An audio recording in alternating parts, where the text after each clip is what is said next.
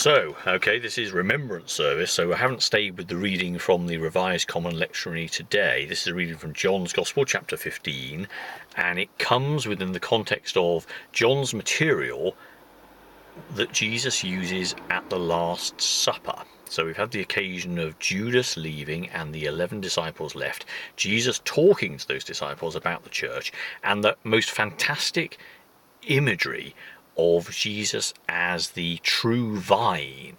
Now the vine, of course, very valuable plant in those times because of the grapes it produced and the riches it produced.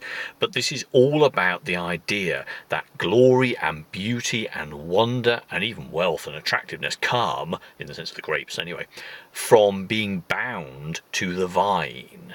And Jesus says in the reading, "You can do nothing without me. I came to you. I chose you. You didn't choose me. I chose you." And being connected to God's great love, always and everywhere, is what Jesus is teaching the disciples about what it means to be disciples.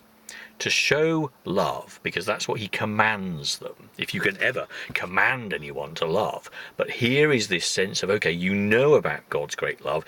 It's come into your heart. You understand that God came to you first, freely, and gave you forgiveness and joy and peace and love.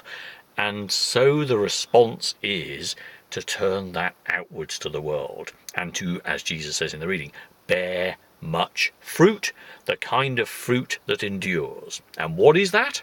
It's love. Nothing else persists. Bricks and mortars, flags and salaries, status and health, all irrelevant in the long term. What endures is love. And as an individual Christian, the most important thing one can do is to recognize really in our hearts how greatly loved we are by God, just how blessed and privileged and wonderful that is, and then turn that message outwards to the world.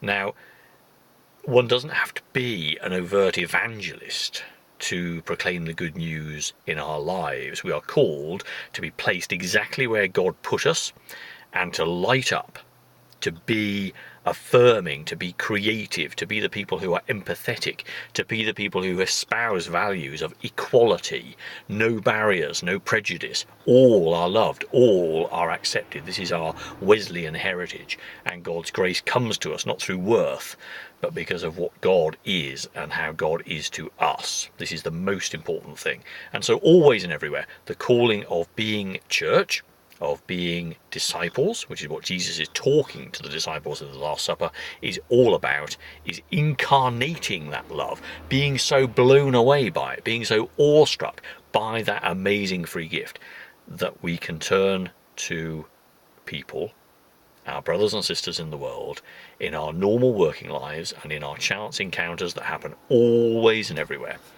and just simply espouse those values. We sang a song that said, "Freely, freely you have received," and the chorus is, "Go in my name, and because you believe, others will know that I live." We talk not of proclaiming through symbol or action or sign, but through our lives.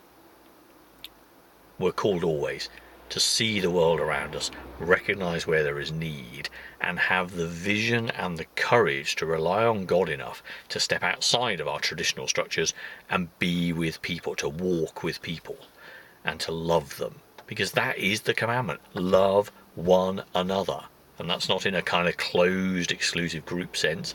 It's about outpouring of love from something that wells up and is so wonderful. Just as those grapes grow on the vine because the roots are grounded firm and deep in the soil, so we can bear much fruit in the world, the kind of fruit that endures, love, when we remain grounded in God.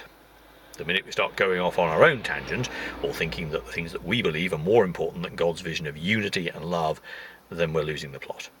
But that's the calling for today. Love one another. And the implications of that, of course, are huge. And equally well, they're not things that you can define for all people to be the same.